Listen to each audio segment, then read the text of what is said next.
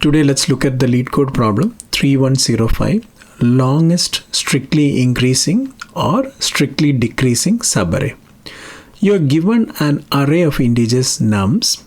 Return the length of the longest subarray of nums, which is either strictly increasing or strictly decreasing. So we have to find the length of the longest subarray, which is either strictly increasing or strictly decreasing. When we tell strictly increasing, which means it should be an ascending order array, but it should be strictly, so that means equal elements cannot be considered. Strictly decreasing means the other way around, where the elements are decreasing as we go forward. Now let's try to understand this problem with an example and see how to solve it in an efficient way. Let's take this example 14332. Now if I start at 1 and now let's just consider the ascending subarray starting at 1. Then as you can see, the maximum that we can go is 1, 4. So that means the maximum length starting at 1 will be 2. Now if I take 4, then the maximum ascending subarray that I can have will be 4, because as you can see 3 is less than 4, so it cannot form an ascending subarray. So this will be 1 basically. Now if I take 3, then the maximum subarray starting at 3 will be 3. This 3 is equal to 3, so it will not form an ascending subarray. Now let's come to this element. So here it was 2, this was 1, this is also 1. Now if I take 3, the maximum ascending subarray will be 1 starting at 3, because 2 is less than 3, and finally in 2 it will be 1. Similarly, for the given array, let's see a descending subarray. So if I take 1, of course this will only be 1 because 4 is greater here. Now if I take 4, then this will be, so you can see 3 is less than 4, so then that means we can have 2. Then if I take this 3, but this 3 is equal to the previous 3, so that means the maximum that we can have is 4, 3. So that means this will be of length 2. Then if I come to here, then this will be 1 because the next element is equal. And similarly here, this will be, we can have 3 and 2. So then that means this will become 2. And finally, only one element. Now, if you see this above approach, and if I just keep track of the maximum ascending and maximum value for the descending and return the max value, then I should be able to get the final result. But if you notice here, this approach, a worst case time complexity will be order of n squared, and space complexity will be do it in order of 1. Now let's see whether can we do better here. In the previous approach that we mentioned, we always were looking towards the right. Now, can we have a logic which looks towards the left, assuming this is the last element?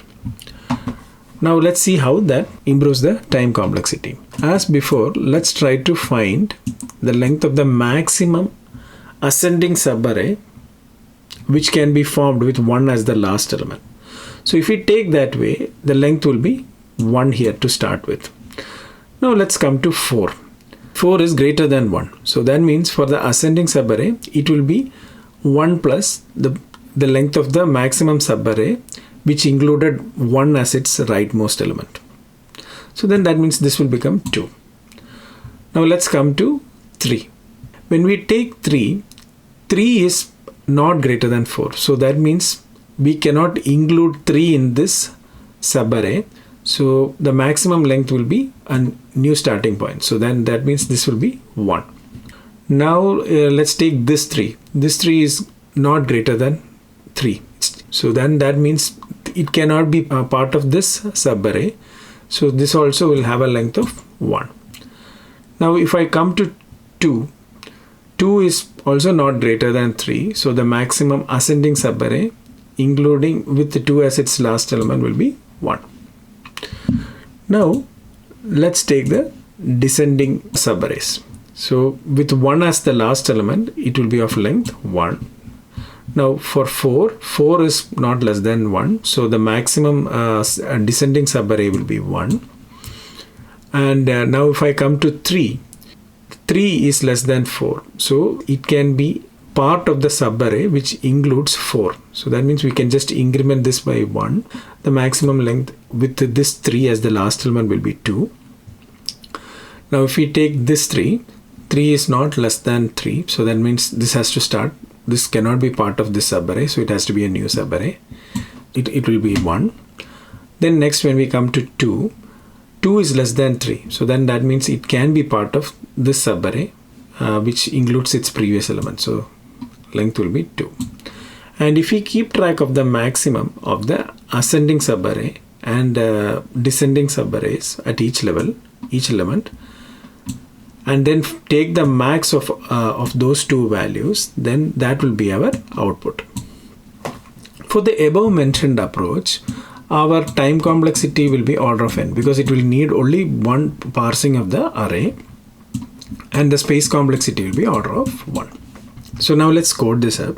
Let's track the length of the ascending subarray and the maximum length of the ascending subarray using one set of variables, and we will use another set of variables for tracking the maximum for descending subarrays. So these two will track the ascending length, and this will track the descending length. Now let's just iterate through each of the elements. So the first condition will be if nums of I is greater than nums of I minus 1. If this is true, then we can just increment ascending length. If not, then that means it's a new start. For example, in this case, if I was in 4, then we can increment this because nums of I is greater than nums of I minus 1. But if we take, for example, this case, 3 is not less than 4. So then that means the current ascending length will be equal to 1 because it will be a fresh start. We can also keep track of the max ascending length as max of max ascending length,